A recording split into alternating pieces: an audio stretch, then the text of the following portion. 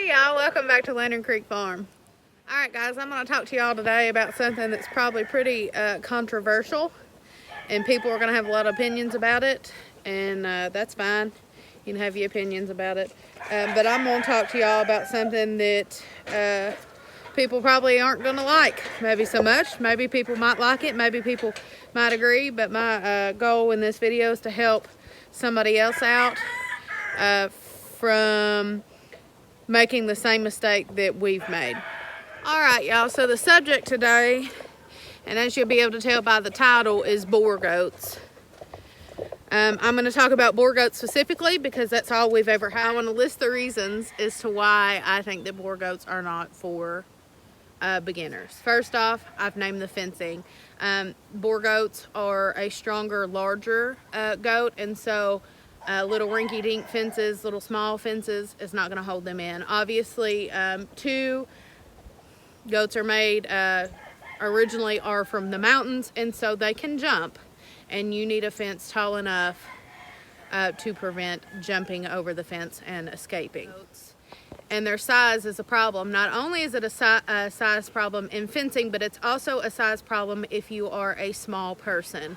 And that might sound funny to talk about, but if you purchase Boer Goats and your Boer Goats are not handled from a very small size, I would even say from the time that they're born, but definitely a few days after they're born, if they are not handled, they can be mean and very aggressive. And so we have a buck right here. He is a very large goat, and I'm a female. I'm a woman. He knows that I'm a female and I'm a woman, and he weighs as much as I do.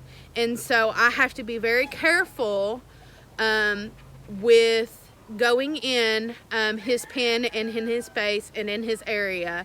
And if there is a time that I have to handle him for shots, for worming, for trimming his feet, maybe a spots on him that I got to check, anything like that, I have to have at least two people. It has to be me and another person in there to handle him. And if you're a smaller woman, a smaller person, they're a lot harder to handle. And there's been instances that I've heard about with people getting severely hurt and messing or getting in with a boar specifically, but also just large male goats, because they can do damage and they can hurt you, and that's something that you need to be prepared for. Now, to add to that, I'm not saying that all Boer Goats are that way or all male goats are that way.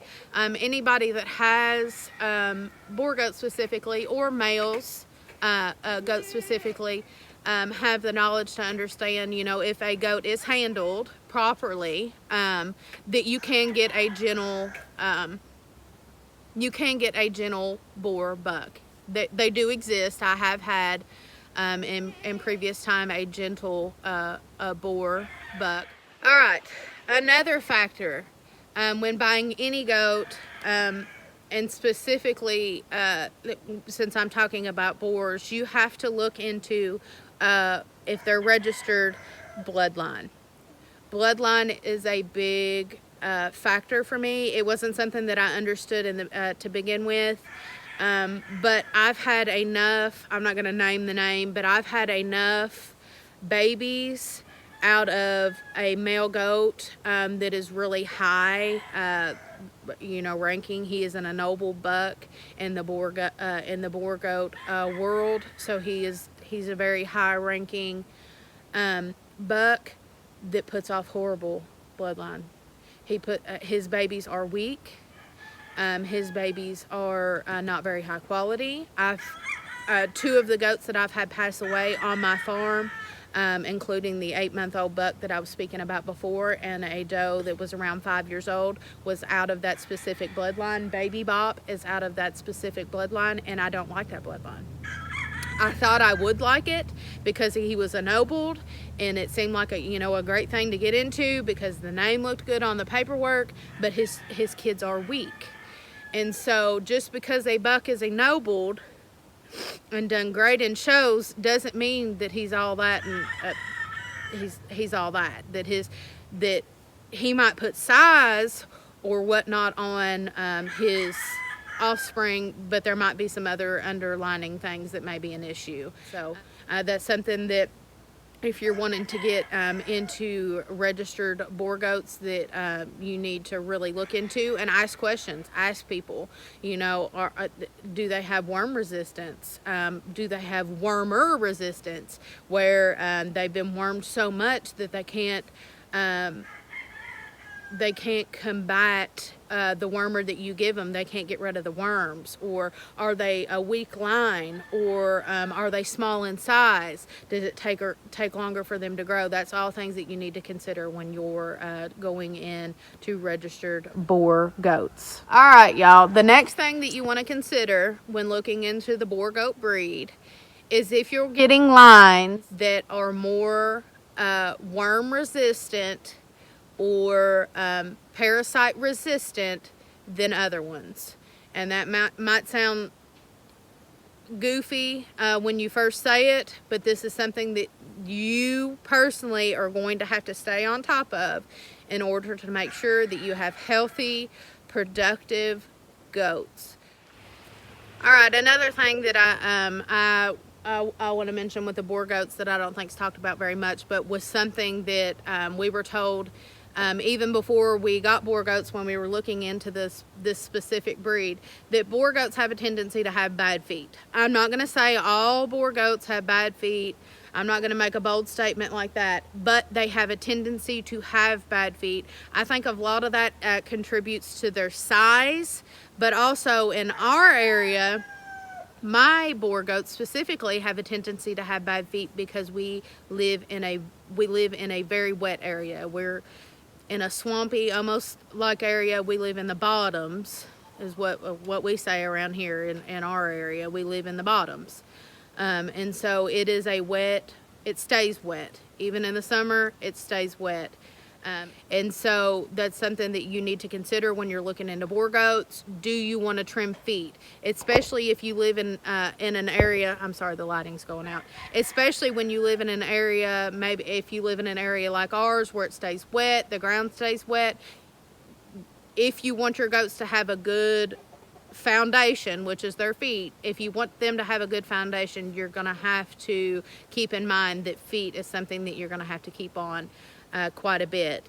And I found that people that we know, people that we have talked to that have other meat breeds such as the Kiko, do not have to stay on their goats' feet as much as we have to stay on our Boer goats' feet. All right, guys. Next thing we're going to talk about is mothering. Boer goats tend to be, this is a general statement because I know every female is different, but Boer goats tend to be sometimes not good mothers. This is why you see a lot of times Boer goat bottle babies is definitely a thing that you see very often because, hold on, I've got a goat eating the steak. You see this a lot more, I believe, in the show goat line. People can correct me if I'm wrong, but it seems like people more that show goats have a tendency to have females who are not very good mothers. And so when you look into purchasing a Boer goat, specifically if you're getting an older doe, you need to ask if she's a good mother. So that's something that you need to think about. That's something you need to look into. Are you wanting to raise bottle raised goats, or are you wanting to get a more mothering breed? All right, y'all, so there's a few reasons as to why I don't think Boer goats would make good goats for first-time goat owners or people that are looking for low maintenance goats, because Boer goats are not low maintenance. And I understand that all breeds have issues.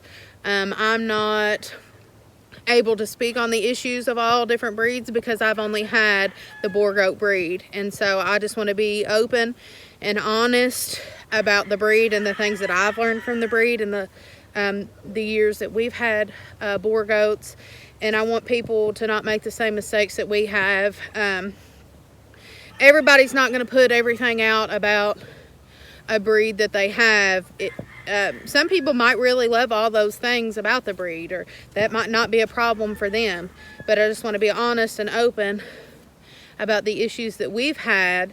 And if somebody is wanting to get something, you know, a little more low maintenance, or they're wanting to get something that maybe is a little bit better about reproduction, or a little bit better in a specific area. Maybe they want a more friendly, lovey, cuddly small goat. Boer goats are not that. They're definitely not small, and they're definitely not low maintenance. So anyways, that's my reasons as to why I don't feel like Boer goats are good goats for either low maintenance or for first timers.